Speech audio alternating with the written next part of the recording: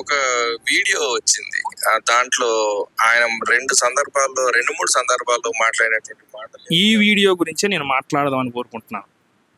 వక్రీకరణలో RTF వాళ్ళు PhD చేశారు, 100% PhD చేశారు. ఇప్పుడు మీరు చూపించబోయే సంగతులతో ఆర్టీఎఫ్ వాళ్ళు వక్రీకరణలో పిహెచ్డి చేశారా చేయలేదా అనేది మీరే డిసైడ్ అవ్వండి. Contradiction కనబడేటువంటి video. బ్రదర్స్ ఎవరైనా మొబైల్లో చూపిస్తారా? అది ఫేస్బుక్ రాత్రి నేను పంపించింది. యా, ఆయన ఏమంటారు అనంటే, ఇది నా సొంత మాటలు కాదు, నాకు మాత్రమే కలిగిన ప్రత్యక్షత కాదు అని ఒకవైపు చెప్తూ, అలా ఎవడైనా మాట్లాడితే వాడు అబద్ధ ప్రవక్త అని ఆయనే చెప్తూ, మళ్ళీ ఇంకో చోట కేవలం నాకు మాత్రమే ప్రత్యక్షపరచబడినటువంటి చూడండి ఎంత అద్భుతంగా ఓఫీర్ గారు అనని మాటని అన్నాడని చూపించే ప్రయత్నం బ్రదర్ జాన్ క్రిస్టఫర్ గారు అద్భుతంగా ప్రారంభించారు. ఒక చోటట ఓఫీర్ గారు భూమి మీద ఇంతకుముందు ఏ భక్తుడు చెప్పండి, నేనే చెప్తున్నాను, ఇంతకుముందు ఇది ఎవరు చెప్పలేదు అని, ఇంతకుముందు ఎవరు చెప్పలేదు, అది ఇప్పుడు నేనే చెప్తున్నానని ఎవరు చెప్పినా అట్లా చెప్పిన వ్యక్తి అబద్ధ ప్రవక్త అవుతాడు అని ఓఫీర్ గారే చెప్పి, ఇంతకుముందు ఎవరూ చెప్పలేదు, ఇది నేనే చెప్పానని తర్వాత ఓఫీర్ గారు అన్నారు అని చెప్తున్నాడు. కానీ యాక్చువల్గా ఇది ఎవరూ చెప్పలేదు, ఇది నేనే చెప్పాను అని ఓఫీర్ గారు ఒక్కనాడైనా అనలేదు. వాళ్ళు చూపించింది తప్పు. ఇప్పుడు మీరు చూస్తే మీకు అర్థమవుతుంది. నేను ఇంతవరకు చెప్పిన విషయాలలో పాతకాలం భక్తులు ఎవ్వరూ చెప్పనిది నేను ఒక్కటే కొత్తగా చెప్పింది ఒక్కటి కూడా లేదు. అది కట్ చేసి పెట్టండి. చెప్పలేదు, కొత్తది ఎవడు చెప్పడానికి వీలు లేదు. ఎవడు చెప్పినా వాడు అబద్ధ ప్రవర్తన అని చెప్పాను. రైట్.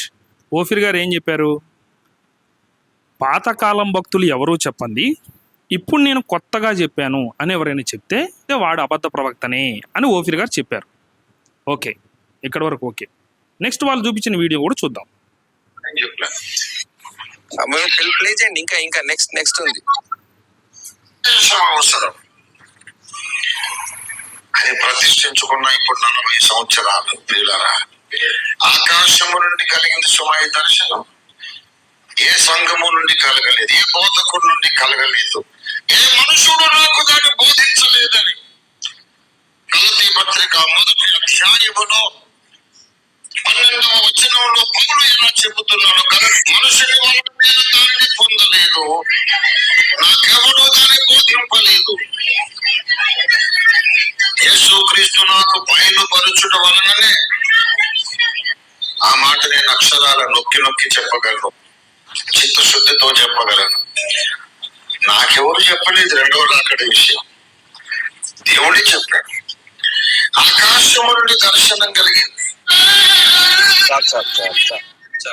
సో ఈ 2 వీడియోలు వాళ్ళు చూపించి ఏం చెప్తున్నారంటే, ఓఫీర్ గారు ఒక వీడియోలోనేమో ఇంతకుముందు ఎవరూ చెప్పనిది నేనే ఇప్పుడు కొత్తగా చెప్పానని ఎవరైనా చెప్తే వాడు అబద్ధ బోధకుడు అని ఓఫీర్ గారే అని, ఆ తర్వాత ఇప్పుడు ఓఫీర్ గారే ఇది నాకు పరలోకం నుండి కలిగిన ప్రత్యక్షత, పౌలు చెప్పినట్లు ఇది దేవుని దగ్గర నుండి నాకు కలిగిన ప్రత్యక్షత అని పౌలు చెప్పినట్లు ఈ 2వ రాకడ సత్యం విషయంలో నేను చెప్పగలను, ఇది దేవుని దగ్గర నుండి నాకు కలిగింది అని ఓఫీర్ గారు చెప్పిన ఆ వీడియోని ప్లే చేసి, దేవుని దగ్గర నుంచి నాకు కలిగిన ప్రత్యక్షత ఏ మనుషుడు నాకు చెప్పలేదు అని ఓఫీర్ గారు చెప్పిన వీడియోని ప్లే చేసి, చూసారా ఓఫీర్ గారు ఏం చెప్తున్నారు, ఆయనే ఇలా చెప్తే అబద్ధ ప్రవక్త అని చెప్పి ఆయనే అలా చెబుతున్నారు అని చూపించే ప్రయత్నం చేశారు. కానీ ఓఫీర్ గారు అన్నదేంటి, ఆ తర్వాత ఓఫీర్ గారు చెప్పింది ఏంటి, దానికి వీళ్ళు పులుముతుంది ఏంటి, ఈ మూడింటిని మీకు స్పష్టంగా కళ్ళు తెరిపిస్తాను నేను. ఓఫీర్ గారు ఏం చెప్పారు, అంతకు ముందు ఎవరూ చెప్పనిది ఇప్పుడు నేనే కొత్తగా చెబుతున్నాను అని ఎవడైనా చెబితే వాడు అబద్ధ బోధకుడు అన్నాడు. అంతకుముందు ఎవరు చెప్పండి, ఇప్పుడు నేనే కొత్తగా చెబుతున్నానని ఎవరైనా చెప్తే అది వాడు అబద్ధ బోధకుడు అని చెప్పారు. తర్వాత వీడియోలో ఓఫీర్ గారు ఏం చెప్పారు, ఇది పరలోకము నుండి నాకు కలిగిన ప్రత్యక్షత అని చెప్పాడు. ఏ మనుషుని దగ్గర నుండి నేను ఇది పొందలేదు అని చెప్పాడు. అంటే ఏ మనుషుడు నాకు ఇది చెప్పలేదని చెప్పాడు. ఇది దేవుడే నాకు ప్రత్యక్షపరిచాడని చెప్పాడు.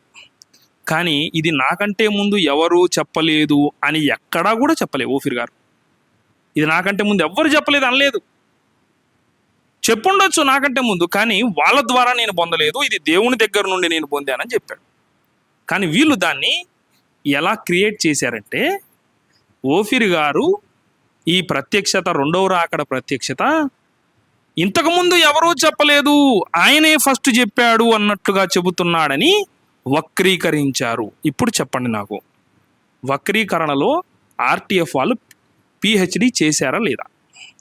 ఈ వీడియోని బట్టి స్పష్టంగా అర్థమవుతుంది. ఏమని తెలుసా, ఆర్టీఎఫ్ అనే సంస్థ ఏర్పడిందే ఓఫీర్ గారిని అబద్ధ ప్రవక్తగా చూపించడానికి. ఆర్టీఎఫ్ అనే సంస్థ ఏర్పడిందే ఓఫీర్ గారిని అబద్ధ ప్రవక్తగా క్రియేట్ చేసి ప్రజల ముందు ప్రజెంట్ చేయడానికి అని నాకు అనిపిస్తుంది, అనుమానం కలుగుతుంది.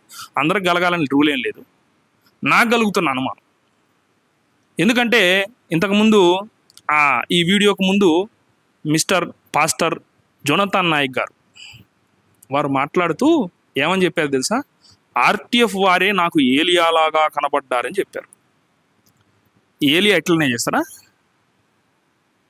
అనని మాటను అన్నాడని క్రియేట్ చేసి చూపిస్తాడా ఏలియా?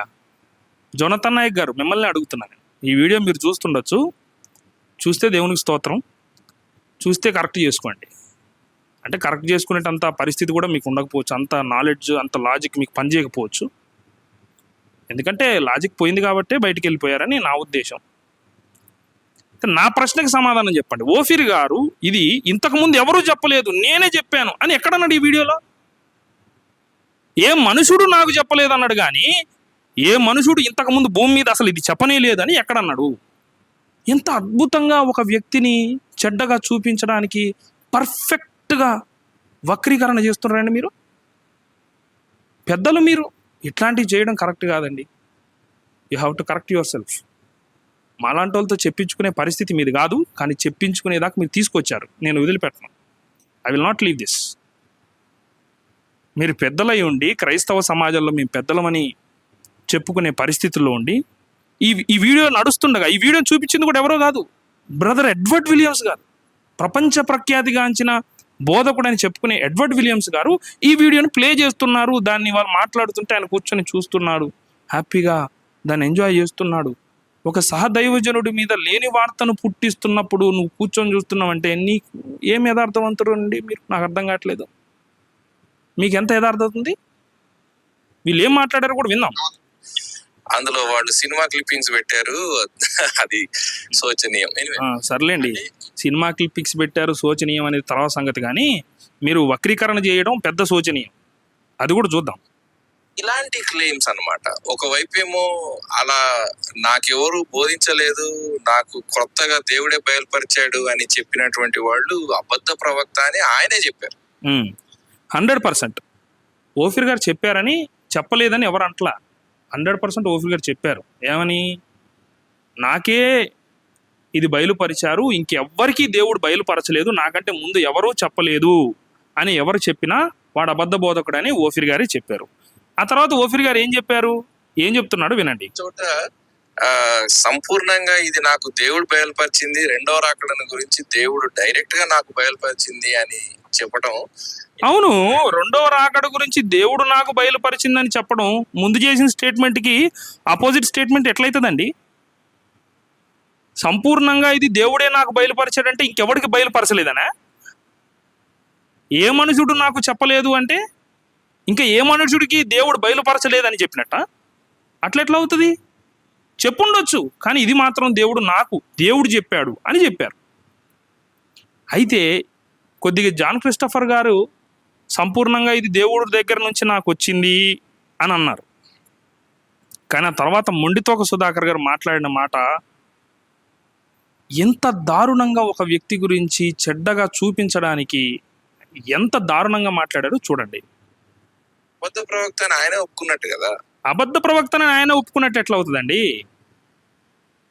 అందుకే ఇందాక చెప్పాను నేను స్టార్టింగ్లో మాట్లాడుతూ, ఓఫీర్ గారు ఏం మాట్లాడాడు అసలు మీకు అర్థం కాలే. మీరు మాట్లాడింది వాళ్ళకి అర్థం కాకపోవడం కాదండి, ఓఫీర్ గారు ఏం మాట్లాడాడో అసలు మీకు అర్థం కాలేదు.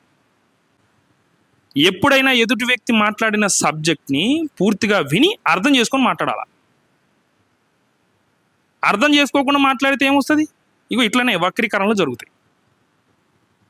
అసలు ప్రత్యక్షత అంటే ఏంటి Sai? Where is he missing the bus? Where is he missing the bus కాదండి, you have missed all the buses. ఓఫీర్ గారు బస్ మిస్ అయిపోయారని కంగారులో, మీ బస్ మిస్ అయిపోయారనే ఫీల్లో మీరు కంగారు పడి మొత్తం అన్ని బస్సులు మీరు మిస్ అయిపోయారు. అయితే ఒకటి మనం ఇన్సర్ట్ చేస్తే ఇక్కడ బాగుంటుందేమో జానీ, అదేంటంటే ఏం ఇన్సర్ట్ చేస్తాడు ఈయన ఏం ఇన్సర్ట్ చేస్తాడో వినండి. నీ గురించి మనం బాగా ఆ లైవ్ ఇంటరాక్షన్స్ లో పరిశోధన చేసి ఈయన ఏ మిడ్ ట్రిబ్యులేషన్ ర్యాప్చర్ అనే దాని గురించి మాట్లాడుతూ, ఇది దేవుడే నాకు ప్రత్యక్షపరిచాడు, నాకంటే ముందు ఎవరికి ఇది ప్రత్యక్షపరచబడలేదు. అది చూసారా ఎంత అద్భుతంగా మొండితోక సుధాకర్ గారు స్టేట్మెంట్ వక్రీకరించారు చూసారా? చాలా అద్భుతంగా వక్రీకరించారు.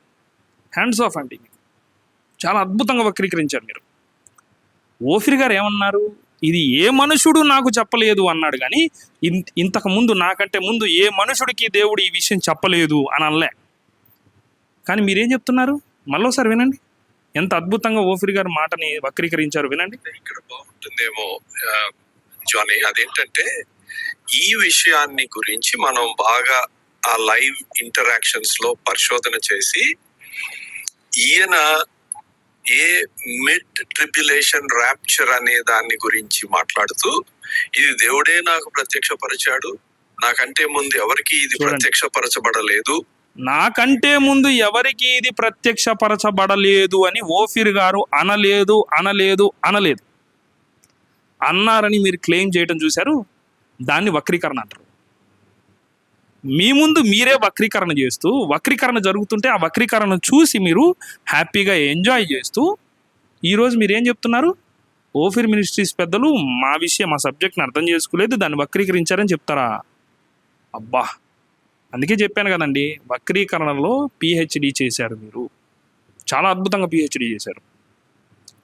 సో టుడే మీరు గుర్తుపెట్టుకోండి, మీరు వక్రీకరించి ఓఫీర్ గారిని అబద్ధ బోధకుడు అని చూపించడానికే మీరందరూ కూర్చున్నారు. ఇది మీ గోల్. ఓఫీర్ గారి అనను మాటల్ని అన్నాడని చూపించి ఓఫీర్ గారు అబద్ధ ప్రవక్త అని ప్రచారం చేయడానికే జాన్ క్రిస్టఫర్ గారు, మరి ప్రాముఖ్యంగా మొండితోక సుధాకర్ గారు వారి యొక్క ఉద్దేశం అదే. అర్థమవుతుంది కదా? ఓఫీర్ గారు అననే లేదు, నాకంటే ముందు ఈ మిడ్ ట్రిబ్యులేషన్ ర్యాప్చర్ థియరీ గురించి అసలు ఎవరికీ తెలియదు, ఎవరో చెప్పలేదు అనలే. ఏమన్నాడు ఓఫీర్ గారు? ఇది నాకు దేవుని దగ్గర నుంచి కలిగిన ప్రత్యక్షత, ఏ మనుషుడి వలన ఇది నాకు కలగలేదు అని మాత్రమే చెప్పారు, కానీ ఇంతకు ముందు ఎవరికి ఈ ప్రత్యక్షత కలగలేదని చెప్పలేదు. అనని మాటను అన్నాడని మీరు చూపించొద్దు. దానికి సంబంధించి ఆయన కంటే చాలా ముందే వేరే వాళ్ళు దీని మీద గ్రంథాలు కూడా రాశారు అని రుజువులతో ప్రమాణములతో మనం చూపించినప్పుడు పొరపాటు అయింది అని ఒప్పుకోవటం కూడా జరిగింది. పొరపాటు అయిందని ఒప్పుకున్నాడా ఓఫీర్ గారు? పొరపాటు అయిందని ఒప్పుకున్నాడా? ఎక్కడ ఒప్పుకున్నారు? ఇన్ని వీడియోలు చూపించారు కదా, మరి ఆ వీడియో ఎందుకు చూపించలే? పొరపాటు అయిందనే వీడియో ఎందుకు బయట పెట్టలేదు? అంటే మొత్తం అన్ని అబద్ధాలే, అంత వక్రీకరణే. ఓఫీర్ గారిని చెడ్డవాడిగా, అబద్ధ బోధకుడిగా చూపించడానికి మొత్తం వక్రీకరణ చేస్తున్నారు వీళ్ళు. సో దీని తర్వాత ఇంకా చాలా సంగతులు మాట్లాడారు. ప్రత్యక్షత అనే విషయం గురించి సాయికృష్ణ గోమటం గారు మాట్లాడారు, ఇంకా తర్వాత అనేక మంది మాట్లాడారు. నెక్స్ట్ వీడియోస్లో వాళ్ళు మాట్లాడిన విషయాల గురించి కూడా మీ ముందుకు తీసుకురాబోతున్నాను. మెట్టుకు నేను ఈరోజు చెప్పాలనుకుంటుంది ఏంటంటే, ఈ వీడియోలోంచి ఆర్టీఎఫ్ వాళ్ళు ఓఫీర్ గారిని అబద్ధ బోధకుడు అని చూపించడానికి ఎంతగా దిగజారిపోయారంటే, ఓఫీర్ గారు అనని మాటని కూడా అన్నాడని చూపిస్తున్నారు అన్నమాట. వీక్షకులు చూస్తున్నారు, క్రైస్తవ సమాజం అంతా మిమ్మల్ని వీక్షిస్తుంది. ఒక బోధకుడిని పట్టుకొని ఇలాగా చెడ్డగా ప్రచారం చేయటం, అబద్ధ బోధకుడని బురద జల్లటం, దీన్ని దేవుడు యాక్సెప్ట్ చేయడు, క్రైస్తవ సమాజం కూడా యాక్సెప్ట్ చేయదు. ఎవరు రైటో ఎవరు రాంగో అందరికీ తెలుసు. కాబట్టి బీ రెడీ. ఈ వీడియో చేస్తూ మీరు స్టార్టింగ్లో ఏమన్నారంటే, రాబోయే వీడియోస్లో మేము ఓఫీర్ గారి పుస్తకాల్లో ఉన్న ప్రతి పేజీని మేము పరీక్షించబోతున్నాం అని మీరు చెప్పారు కదా. ఓఫీర్ గారు చేసే బోధలలో, ఓఫీర్ గారు చేసిన ప్రసంగాలు కానీ, ఆయన పుస్తకాల్లో కానీ, మీరు ప్రతి పేజీకి ఇచ్చే ప్రతి కామెంటరీలో మీరు చేసే ప్రతి వక్రీకరణని నేను బయట పెడతాను.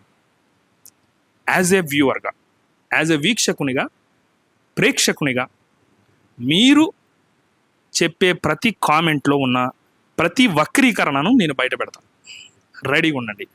ఇలా బయట పెడుతూ ఇంకో మంచి విషయం కూడా చేయబోతున్నా. అసలు సత్యబోధ అంటే ఏంటో కూడా క్రైస్తవ సమాజానికి చూపించే ప్రయత్నం చేస్తాను. ఇప్పటి వరకు మన ఈ వీడియోని వాచ్ చేసినందుకు మీ అందరికీ కృతజ్ఞతలు. కాబట్టి మీరందరూ ఒకటి గమనించండి, క్రైస్తవ సమాజానికి ప్రమాదకరంగా ఆర్టీఎఫ్ తయారైంది అనేది అయితే నా యొక్క ఉద్దేశం. ఈ వీడియో అంతా చూశాక నాకు అర్థమైన విషయం. ఎందుకు అలా తయారైందంటే, ఒక బోధకుణ్ణి, దేవుని కోసం అంకితమై లక్షల ఆత్మలు రక్షించి సత్యాన్ని ప్రకటిస్తున్న ఒక బోధకుణ్ణి చెడ్డవానిగా, అనని మాటను అన్నాడని చూపించేవానిగా చిత్రీకరించి క్రైస్తవ సమాజాన్ని కల్లోలంలోకి తీసుకుపోయి, కల్లోల క్రైస్తవ్యం అని వాళ్ళు పేరు పెట్టుకుని వాళ్ళే క్రైస్తవ సమాజాన్ని కల్లోలంలోకి తీసుకుపోయే ప్రయత్నం వీళ్ళ ద్వారా జరుగుతుంది అనేది 100% వాస్తవం. గనక వీక్షకులు గుర్తుపెట్టుకోండి, ఓఫీర్ గారు అనని మాటను అన్నాడని చూపించడానికి, బురద జల్లడానికి ప్రయత్నం 100% జరిగింది. ఈ విషయంలో మొండితోక సుధాకర్ గారు అంత మాత్రమే కాదు, జాన్ క్రిస్టఫర్ గారు, వీళ్ళిద్దరే కాదు, అక్కడ కూర్చొని వీక్షకులుగా వీక్షిస్తున్న మిగతా ముగ్గురు కూడా, ఎడ్వర్డ్ విలియమ్స్ గారు, అనిల్ గారు, మరి అంత మాత్రమే కాదు సాయి కృష్ణ గోమటం గారు, వీళ్ళందరూ కూడా పబ్లిక్గా ఓఫీర్ గారికి క్షమాపణ చెప్పాలి. యాజ్ ఏ వీక్షకునిగా నేను కోరుతున్నా. మీరు చెప్పొచ్చు, చెప్పకపోవచ్చు, అది మీ ఇష్టం. ఎందుకంటే మీ మనసాక్షి మీకు చెప్తుంది. వక్రీకరించారని మీరని ఓఫీర్ గారి మాటల్ని ఎంత అద్భుతంగా వక్రీకరించారనేది ఇక్కడ స్పష్టంగా అర్థమవుతుంది. అనని మాటను అన్నాడని మొండితోక సుధాకర్ గారు 2 సార్లు క్లెయిమ్ చేశారు. ఓఫీర్ గారు అనని మాటని ఓఫీర్ గారు అన్నాడని 2 సార్లు క్లెయిమ్ చేశారు. సో ఇది ప్రపంచం చూస్తుంది, క్రైస్తవ సమాజం చూస్తుంది. ఎవరిని వదిలిపెట్టే ప్రసక్తి లేదు. ఈ విధంగా ఒక బోధకుడిని అబద్ధ బోధకుడని చిత్రీకరించే ప్రయత్నం చేస్తే ఎవరిని వదిలిపెట్టే ప్రసక్తి లేదు. దయచేసి గమనించండి వీక్షకులారా. ఈ వీడియోని సాధ్యమైనంత వరకు మీ స్నేహితులకి, క్రైస్తవులకి షేర్ చేయండి. సత్యాన్ని అందరికీ తెలిసేలా చేద్దాం. Thank you very much for watching this video. మన ఛానల్ సబ్స్క్రైబ్ చేసుకోకపోతే సబ్స్క్రైబ్ చేసుకోనండి. ఇక నుండి ఏది రైటో ఏది రాంగో స్పష్టంగా బైబిల్ కాంతిలో లాజికల్గా మనం ఈ ఛానల్లో చూద్దాం. అంతవరకు సెలవు. నెక్స్ట్ వీడియోతో మిమ్మల్ని కలుస్తాను. అంతవరకు సెలవు. Praise the lord.